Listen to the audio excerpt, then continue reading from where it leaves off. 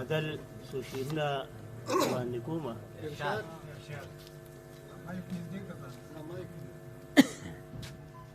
کله نه د یار چې مې رقیب په له پام شوی دی، کله نه د یار چې مې رقیب په له پام شوی دی، خوب او خندا څه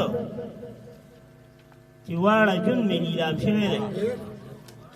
او ډېر دي چې په زور او زر ماښام ورته سحر دی هم، ډېر دي چې په زور او زر ماښام ورته سحر دی هم.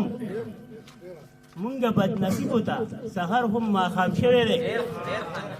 او یو د اسلامیزم دی چې دا خاوره په جار غواړي، یو د اسلامیزم دی چې دا خاوره په جار غواړي. نور خو هر یو ازم دې هیواد کې ناکام شوی دی.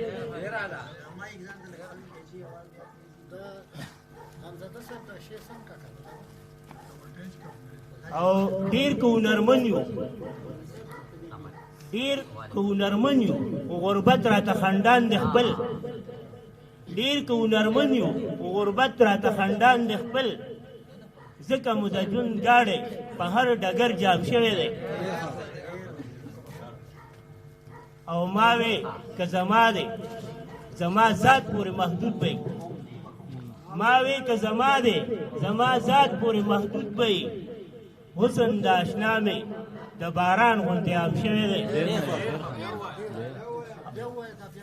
ما وې که زما دی زما ذات پورې محدود به، حسن د اشنا مې د باران غوندې عام شوی دی. او مقتدا دل صاحب هر یو کس عاشق دی،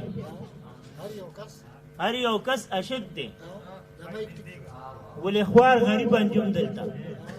هر یو کس عاشق دی، ولې خوار غریب انجم دلته. ولې یې په کاڼو خلک هر ځای بدنام شوی. مننه کوم ملګري ډېر دي.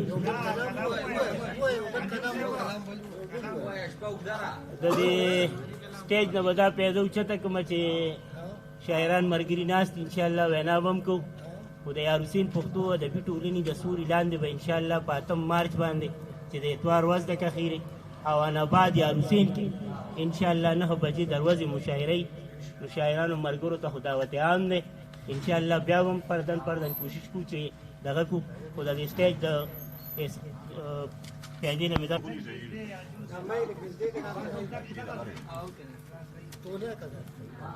ما برکی پیار ته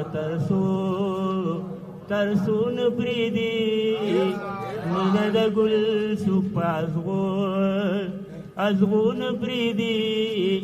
ما برکی پیار ته ترسون شو چې ځواني مې پکې خوري ری،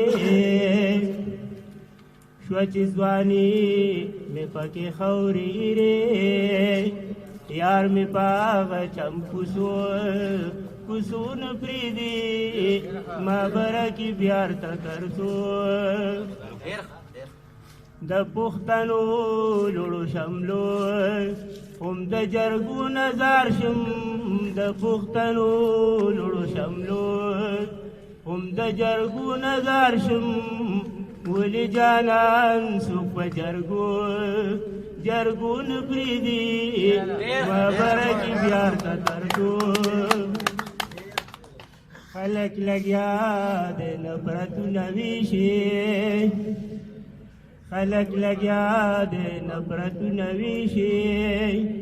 مینه په منځ کې د زړګون پریدي ما برکی بیار ته ترسون. مینه اسلا ګورې پښتو د صنم ګران صاحب مقتدا مینه استا ګورې پښتو د صنم. انجم به مړ شي خو پښتو